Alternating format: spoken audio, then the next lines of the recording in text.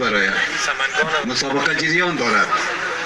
گسره در نزدیکی جوره سرپل قرار دارد.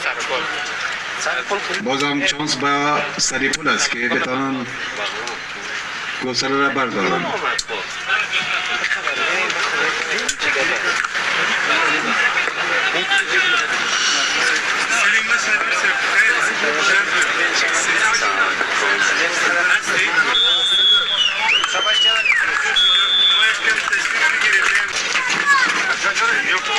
بازم مصطفی پالوان از تیم سرپل گسره را در اختیار دارد.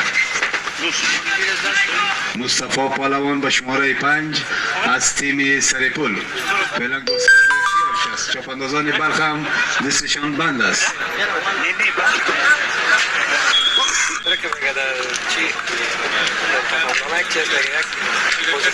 بازم بلخ گسره را در اختیار دارد.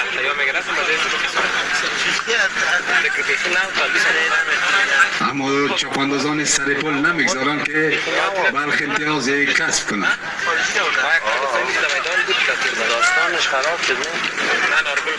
نارگل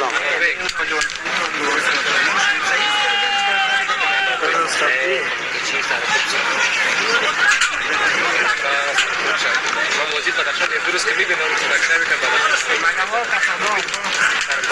سرپل میزنه سرپل چی دارم رونالدو و دریبال کرده داخل گل نشد دیدن نمیتونه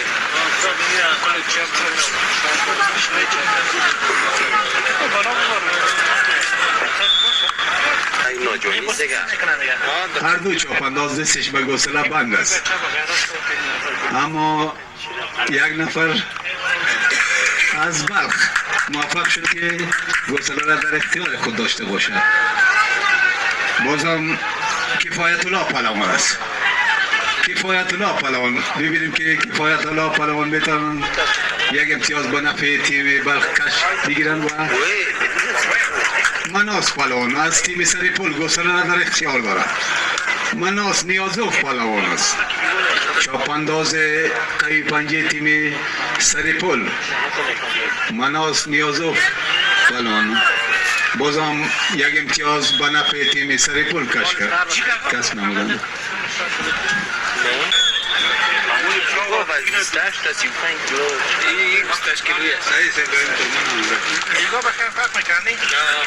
چی میباشه تورنمنت کم میباشه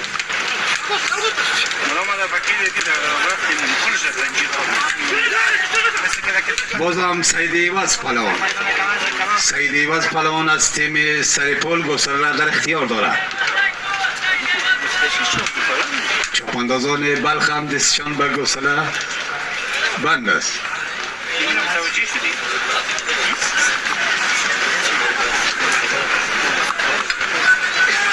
صلاح‌الدین پالوان است. صلاح‌الدین پالوان از تیم سرپل گسله را در اختیار دارد. بله تایم دوم مسابقه برگزار می‌گردد که شما شاهد جالبترین مسابقات بین ولایات کشور در میدان ورزشی یکتود بیننده است. مناس پالوان لطف کردم یک گسله را به تیم عرف واگذار شده.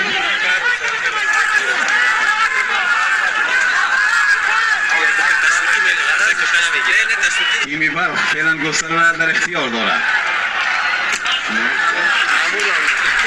گسله با بازم شانس با تیم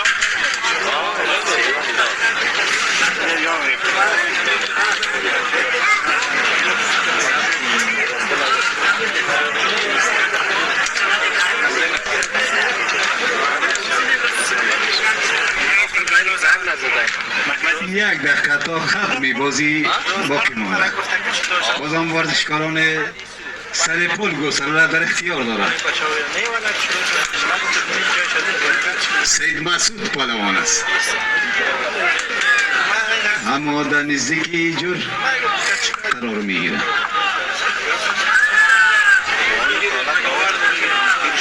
می‌بینیم که بازی جریان دارد. بازی جریان داره تا وقتی که گوسله به خط سودا میبرم شاید نرسه بازی جریان می داشته باشه. ثانیه های آخری بازی بین تیم های سرپل و بلخ با نتیجه 13 مقابل 0.